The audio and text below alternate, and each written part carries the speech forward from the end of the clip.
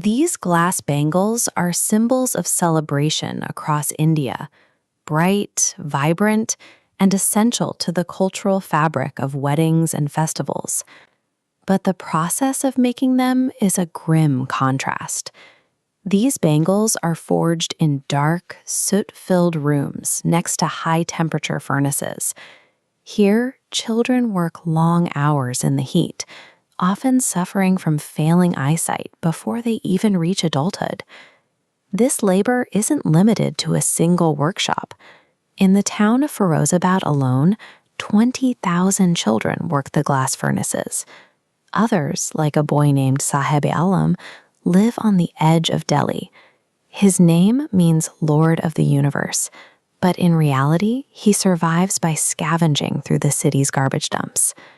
When you see this level of hardship, the logical question is, why don't these children simply go to school or move into safer, more stable industries? To find the answer, we have to look past the simple lack of money and examine the interlocking layers, physical, systemic, and psychological, that form a structure keeping these communities in place. The first layer is geographic. Take Simapuri, a squatter settlement on the periphery of Delhi. It houses 10,000 ragpickers in a maze of mud, tin, and tarpaulin, physically close to the capital, but isolated from its infrastructure and wealth. For the children here, sifting through garbage is a daily reality.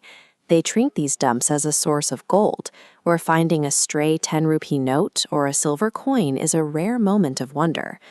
These children are born into homes lacking basic sewage, proper drainage systems, or any running water.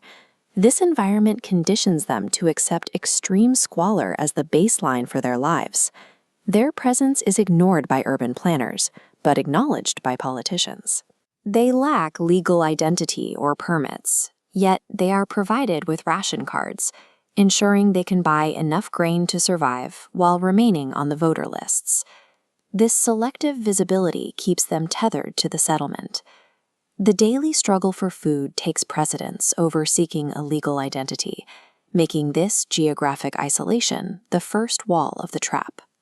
Some children attempt to leave the garbage dumps for what looks like a step up. Sahib eventually finds a job at a local tea stall. On the surface, the benefits are clear. He earns a steady 800 rupees a month and is provided with all his daily meals. But the weight of this new life is different. When he was a rag picker, Sahib carried a light plastic bag that belonged to him. Now he carries a heavy steel canister belonging to the shop owner. This shift has cost him his carefree nature. He is no longer his own master. His time and labor are now dictated by someone else's schedule. Sahib has secured a salary, but he has lost his agency. This specific transition clearly reveals a system where getting a job often means moving from one form of confinement to another. In Firozabad, the third layer of the trap becomes visible, where systemic pressure keeps the workers from ever changing their circumstances.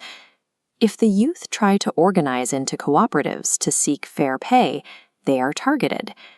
Middlemen, police, and local officials use the law to suppress any collective action, often resulting in arrests or physical abuse. Over time, the workers internalize this pressure. They begin to believe that their suffering is karam, a destiny tied to their caste that cannot be changed or challenged.